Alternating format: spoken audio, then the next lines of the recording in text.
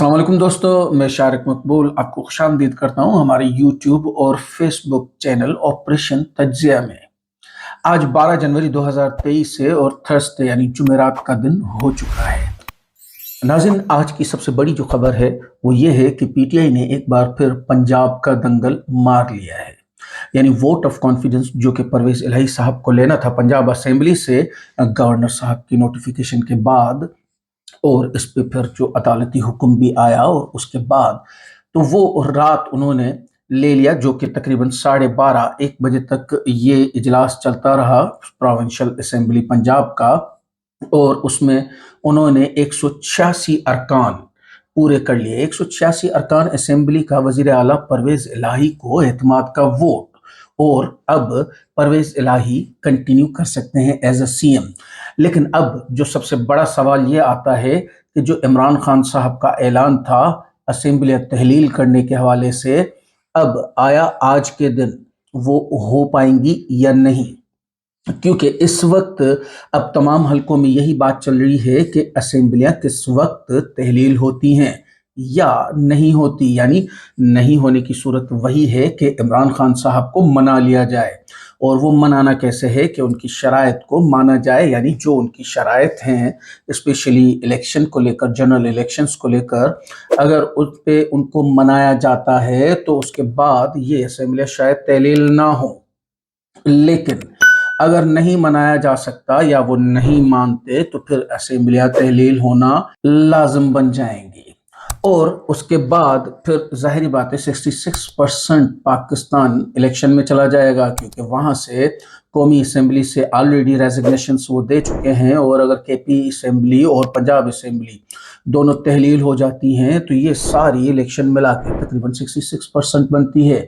यानी पाकिस्तान की, जैसे कि मैंने आपको ये सारे नंबर्स एक अपने व्लॉग में बताए थे तकरीबन 4 या 5 दिन पहले, कि 859 टोटल सीटें बनती हैं जो कि सूबाई और कौमी असेंबली की सीटें मिला के बनती हैं, जिन पे कि डायरेक्ट इलेक्शन लड़ा जाता है। उनमें से तकरीबन 570 सीटों पे इलेक्शन आ जाएगा। इट मीन्स ऑलमोस्ट 66% बनता है ये।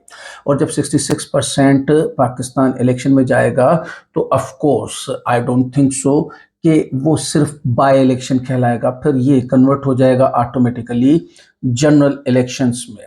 अब आज का दिन बहुत अहमियत रखता है। आया देखना है कि आज के दिन क्या होगा, क्या फैसले लिए जाएंगे, और ये फैसले बहुत अहमियत रखते हैं हमारी करीबी सियासत के हवाले से। यानी स्पेशली जो मैं बात करूं 2023 की सियासत के हवाले से, आज जो भी फैसले लिए जाएंगे वो बहुत अहमियत रखते हैं। जैसे कि अभी अभी ये इलेक्शन ख़त्म हुआ है और इस पे मज़ीद ख़बरें आ रही हैं और बहुत तेज़ी से आ रही हैं। जैसे जैसे हमारे पास मज़ीद तफसीलात पहुंचती जाती हैं हम आपको इससे आगाह करते जाते हैं। हमारे शाम के व्लॉग में इंशाल्लाह आपको इस पे मज़ीद डिटेल में आगाही देंगे।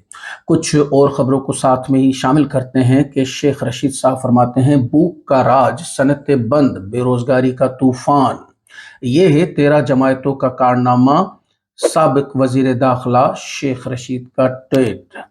अब इसके बाद भी क्या आपको लगता है कि ये लोग इलेक्शन जीत पाएंगे? क्योंकि ये जो चूचू का मुरब्बा है या भानुमति का कुंबा कहें, ये हुकूमत चलाने के बिल्कुल भी अहल नहीं रहे। ये नौ माह में बात खुल चुकी है और बिल्कुल रोज़े आया की तरह वाज़ेह हो चुकी है तमाम आवाम पर और इवन इस्टेब्लिशमेंट पर। या हम यूं कहें कि इस्टेब्लिशमेंट ना भी हो तो तमाम उन लोगों पर जो कि किंग मेकर्स हैं, जो इनको हुकूमत में लाए थे।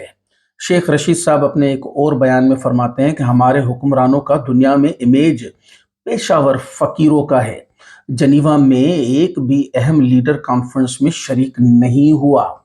इक्का दुक्का वीडियो लिंक पर थे। हमारे वजीरों का जुम्मा बाजार लगा हुआ था।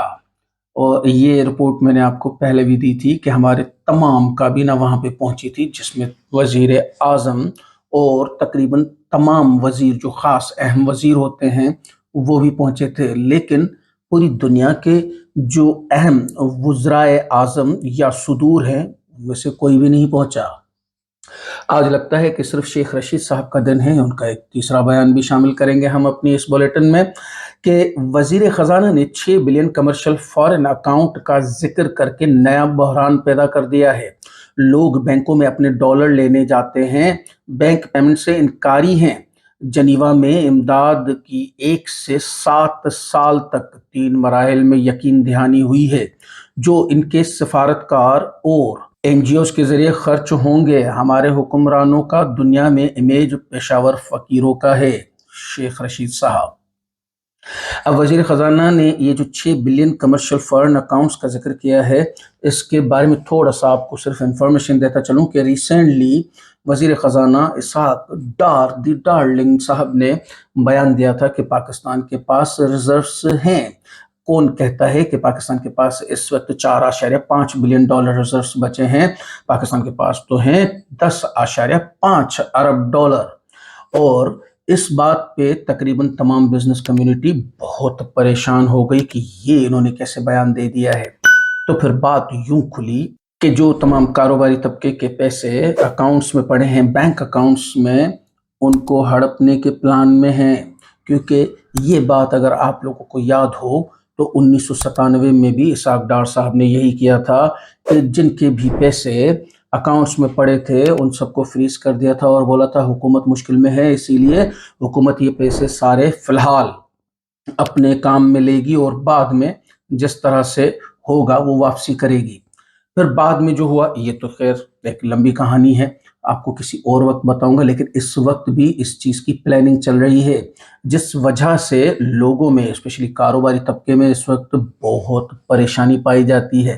اور پریشانی کیوں نہ ہو، کیونکہ آپ خود سوچیں کہ بلیک منی کوئی بھی بینکوں میں نہیں رکھواتا، یعنی نواز شریف صاحب کبھی بینکوں میں پیسے رکھواتے ہیں کیا؟ اسپیشلی پاکستانی بینکوں کی بات کر رہا ہوں، باہر کی بینکوں میں تو ان کے پیسے رہتے ہی ہیں۔ یا آصف زرداری صاحب یا اور کوئی پولیٹیشین، یا ان پولیٹیشینز کے جو دوست کاروباری لوگ ہیں وہ بھی اکاؤنٹس میں اپنے پیسے نہیں رکھتے، لیکن پیسے اکاؤنٹس میں صرف وہی لوگ رکھتے ہیں جو ایمانداری سے پیسے کماتے ہیں، جو کہ اپنی منی ٹریل بھی دکھا سکتے ہیں اور دکھاتے ہیں۔ اور اب ان کے پیسے ہڑپنے کی کوشش میں ہیں ہمارے وزیر خزانہ اسحاق ڈار دی ڈارلنگ صاحب، اور اب اس کا کیا حل ہو سکتا ہے آپ کو عنقریب پتہ چلے گا، یا اگر الیکشن میں چلے گئے تو شاید اس چیز کی ضرورت نہ پڑے۔ ایک اور بیان کو شامل کرتے ہیں، پارس جہاں زیب صاحبہ فرماتی ہیں پاکستانی روپیہ ایشیا کی بدترین کرنسی بن چکا ہے۔ ایک بھارتی روپیہ 3 پاکستانی روپوں کے برابر ہے، ایک بنگالی ٹکا 2.5 پاکستانی روپوں کے برابر ہے، افغان کرنسی بھی پاکستان سے بہتر ہے۔ ایک ایٹمی ملک کی یہ حالت کرنے کے تمام ذمہ داروں کو اللہ تباہ و برباد کرے، آمین۔ ویسے تو دل سے میرے بھی یہی دعا نکلتی ہے۔ یہ ایک پیچھے تصویر دیکھیے، میں کچھ کہوں گا نہیں، بس یہ پڑھ لیجئے گا۔ آج کل یہ تصویر ٹائم بینگ ہفتے 2 ہفتے کے بعد پھر سے ریلیز کی جاتی ہے، سب کو یاد دہانی کروانے کے لیے کہ یہ بیان کسی نے کسی وقت دیا تھا۔ جناب پاکستان کی صورتحال ویسے اگر آپ دیکھیں تو اس وقت کیا وہ فلم ٹائٹینک جیسی ہو گئی ہے، جہاز ڈوب رہا ہے، میڈیا جو ہے وہ میوزک بجا رہا ہے، عوام غرق ہو رہی ہے، اور اشرافیہ کے لیے حفاظتی کشتیاں تیار کی جا رہی ہیں۔ آپ دیکھیں کیا ہمارا اس وقت سیم حال نہیں ہے کہ میڈیا صرف اور صرف میوزک بجا رہا ہے، اس کو کوئی خرابی نہیں دکھتی، جبکہ اس وقت حالات انتہائی برے ہو چکے ہیں پاکستان میں۔ جبکہ اشرافیہ آپ کو بھی پتہ ہے، ہمیں بھی پتہ ہے، ان کے پاس دسیوں راستے ہیں یہ ملک چھوڑ کے چلے جانے کے لیے، کیونکہ ان کی ویسے بھی ڈیول نیشنلٹیز ہیں، ان کے باہر بڑے بنگلے بڑے کاروبار انتظار کر رہے ہیں، ان کے لیے کوئی ایشو ہی نہیں ہے کہ یہ ملک رہتا ہے برباد ہوتا ہے، ان کے لیے کوئی پرابلم نہیں ہے، لیکن غرق صرف اور صرف عوام ہو رہی ہے اس مہنگائی میں۔ عامر متین صاحب فرماتے ہیں شہباز شریف ایک ترلا وزیر اعظم ہے، آئی ایم ایف سے ترلا کر رہے ہیں کہ خدا کے لیے رحم دلی دکھائیں، قومیں مدد مانگتی ہیں بھیک نہیں، اور وہ بھی ایٹم بم والا ملک۔ بقا کی اس جنگ میں کاغذ کے جہاز اڑائے جا رہے ہیں، کدھر لے کر جا رہے ہیں ملک کو آخر؟ یہ تو کسی کو بھی نہیں سمجھ میں آ رہا، یعنی میں بھی چاروں طرف جو اس وقت نیوز دیکھتا ہوں، ہر چیز کو مد نظر رکھتے ہوئے مجھے سمجھ میں نہیں آ رہا ہے کہ ملک کو کس طرف لے کر جایا جا رہا ہے اس وقت، آخر کیا ہو رہا ہے۔ باتیں بالکل سمجھ سے باہر ہیں اس وقت۔ ناظرین، جیسے کہ میں نے کہا کہ خبریں تو بہت ساری ہیں اور واقعی بہت ساری ہیں، تو اگلی ویڈیو میں ملتے ہیں کچھ نئی خبریں اور ان پر معتبر تجزیوں کے ساتھ۔ ہمارے فیس بک پیج، انسٹاگرام پیج کو لائک کریں، ہمارے ٹویٹر کو فالو کریں، ہمیں ٹک ٹاک پر بھی فالو کریں تاکہ تمام اپڈیٹس آپ کو بر وقت مل سکے۔ چینل کو سبسکرائب کرنا نہ بھولیں، ویڈیو کو لائک کریں، اپنی فیملی اور فرینڈز کے ساتھ شیئر کریں۔ شکریہ۔ پاکستان زندہ باد۔